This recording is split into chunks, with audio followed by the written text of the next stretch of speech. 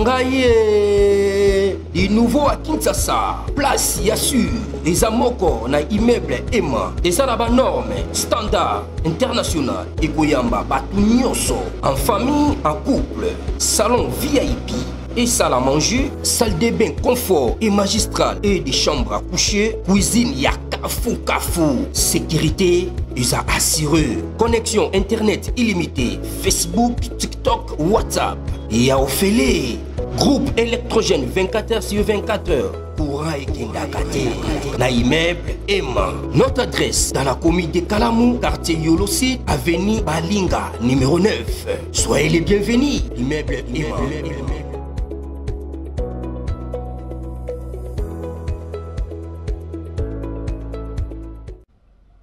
Bote bandeko balandi ya magazine d'actualité Christian chez vous bisika nyoso bozuli baku ya kolanda biso mokolo ya lelo. Nous sommes aujourd'hui lundi le 4 août 2025. Bienvenue à ce nouveau numéro. Chaque fois on a comme titre landani panique au Rwanda, trouble tout ça. Je voudrais les Congolais bisonyonso tous un peu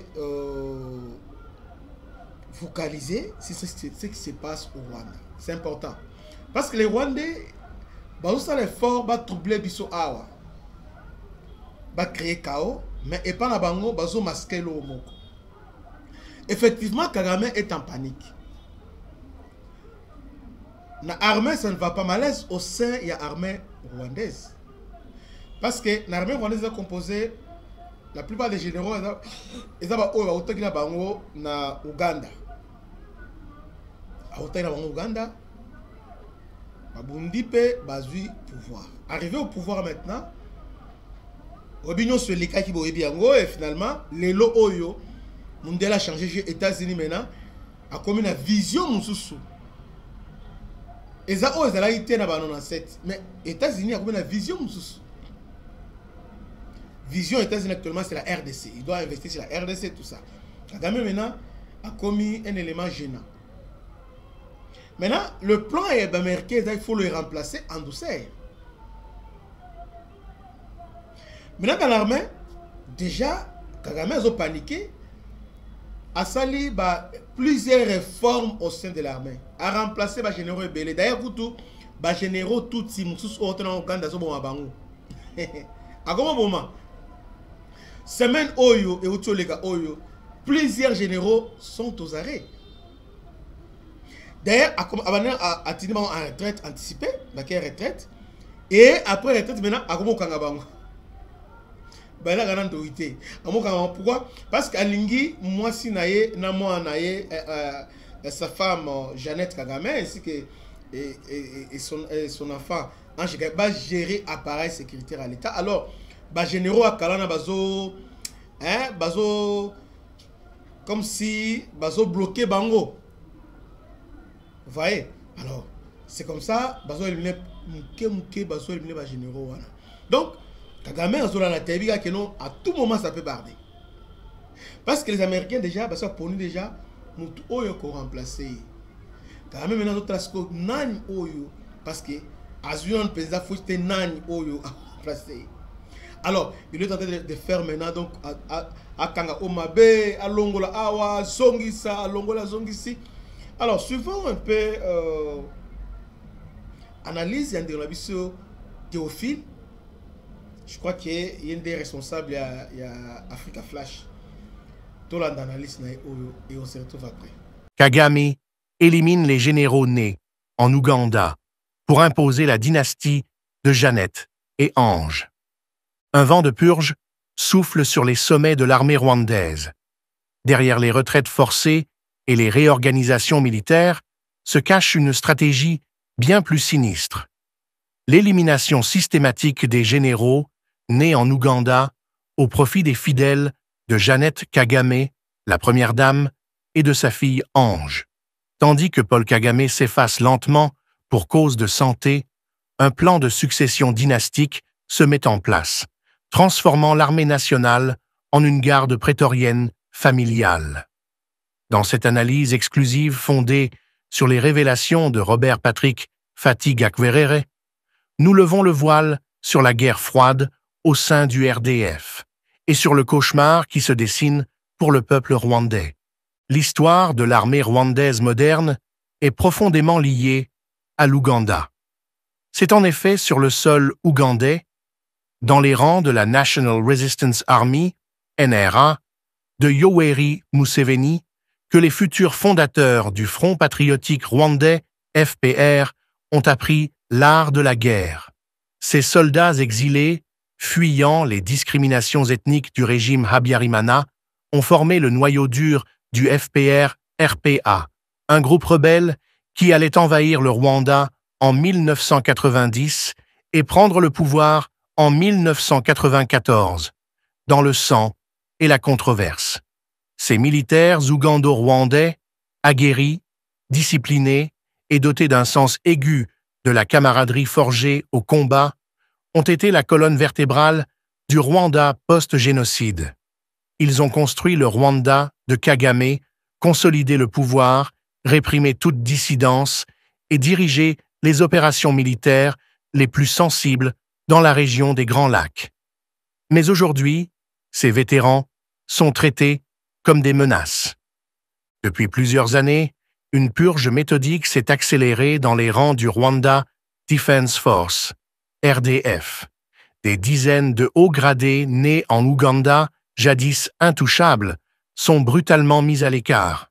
Sous des dehors bureaucratiques, déguisés en simple départ à la retraite ou en rotation standard, cette épuration cache une volonté claire: retirer tout pouvoir réel aux officiers issus de la vieille garde et les remplacer par des individus dont la loyauté ne va ni à l'histoire du FPR ni à la nation, mais à la famille Kagame. Parmi les derniers généraux sacrifiés, on retrouve des figures prestigieuses.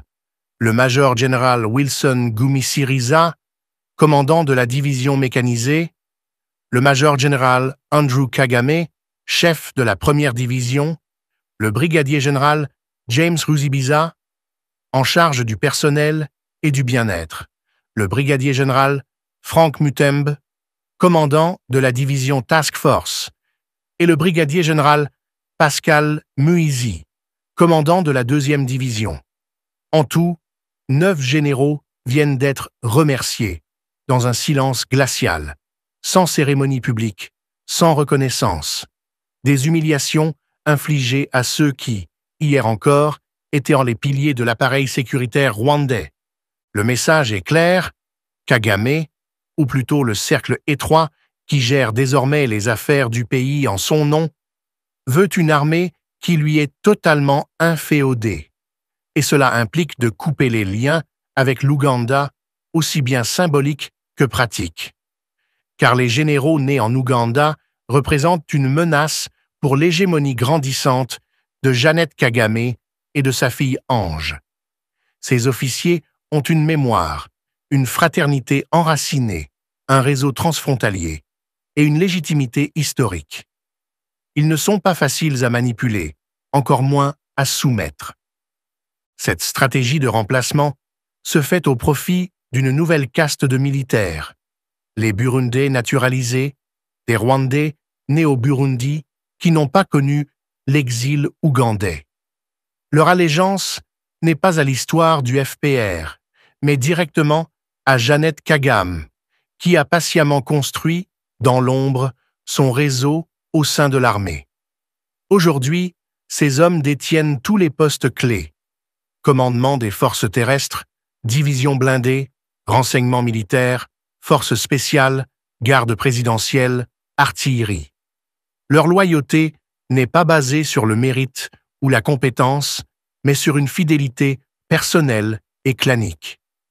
Robert Patrick Fati Gakwerere, analyste avisé et critique du régime Kagame, explique dans une récente publication que cette purge n'est que l'étape visible d'un plan plus large: préparer le terrain pour une succession dynastique.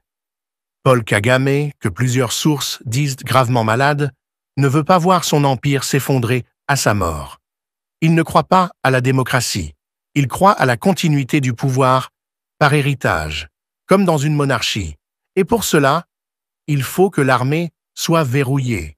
il faut que chaque général, chaque commandant de bataillon, chaque officier de renseignement soit prêt à servir non pas la nation, mais la dynastie Kagame.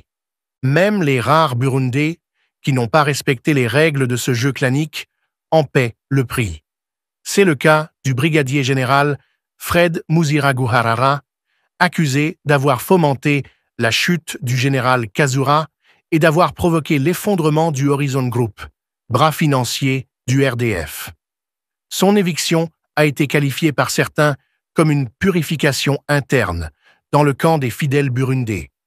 Son tort n'est pas tant sa trahison contre le système que sa trahison contre ses propres pairs. Dans ce monde de suspicion et de rumeurs, même la loyauté ne suffit plus. Il faut aussi la discrétion et le silence absolu. Plus inquiétant encore est le sort du major général Eugene Nkubito, né en Ouganda et commandant de la 3e division, déployée principalement dans le Nord Kivu.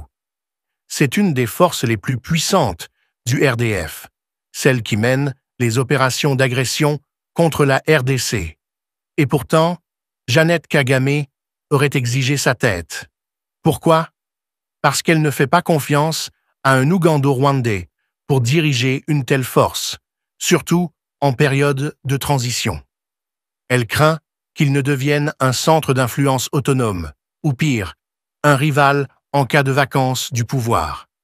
Et comme par hasard, c'est ce même Eugene Nkubito qui a été sanctionné par l'Union européenne en mars 2025 pour crimes de guerre en RDC.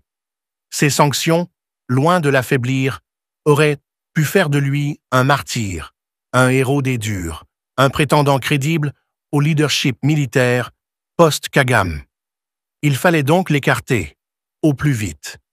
Ce nettoyage méthodique a des conséquences profondes pour le Rwanda. D'abord, il fracture l'unité au sein de l'armée. Des officiers talentueux et expérimentés, humiliés, quittent le service dans la rancœur. Certains s'exilent, d'autres restent silencieux mais amers. Le sentiment d'injustice grandit et avec lui, la peur d'un jour voir ces officiers prendre leur revanche. Ensuite, il affaiblit la capacité stratégique du RDF. Car en évinçant les vétérans, c'est tout un savoir militaire qui disparaît. Des décennies d'expérience, de connaissance des terrains, de gestion des conflits, de relations internationales. Mais ce que le régime ne voit pas, ou refuse de voir, c'est que cette armée familiale, clanique, centrée sur les intérêts de Jeannette et Ange Kagame, n'aura ni la cohésion ni la légitimité nécessaire pour affronter les crises futures. Elle pourra peut-être écraser des opposants désarmés, mais elle ne résistera pas à une guerre de succession sanglante ou à un soulèvement populaire. Ce n'est pas une armée, c'est une milice déguisée. Les 120 hauts gradés, 26 officiers subalternes et 927 soldats de rang remerciés, en juillet 2025, ne sont pas des anonymes. Ils incarnent une génération sacrifiée au nom d'un projet autoritaire sans avenir. Ils étaient les enfants de l'exil, les bâtisseurs de la victoire militaire du FPR, les garants d'une certaine stabilité. Leur mise à l'écart est une trahison historique. Quant au peuple rwandais, il observe, dans la peur, ce qui ressemble de plus en plus à une transition dynastique. Les voix discordantes sont étouffées, les opposants emprisonnés ou assassinés, la presse muselée.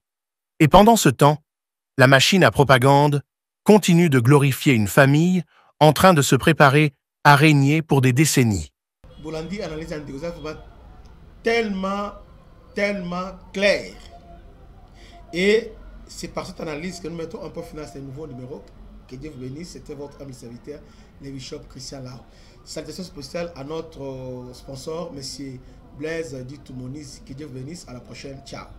Maman Nangaye, du nouveau à Kinshasa, place Yassur, des amoko na immeuble Emma, des arabes normes, standard, international, et Goyamba, Batunyoso, en famille, en couple, salon VIP. Et salle à manger, salle de bain confort et magistral et des chambres à coucher, cuisine ya kafou. Sécurité, ils ont assuré. Connexion internet illimitée, Facebook, TikTok, WhatsApp. Et à Ophélie, groupe électrogène 24h/24h. Courant et Kendakate.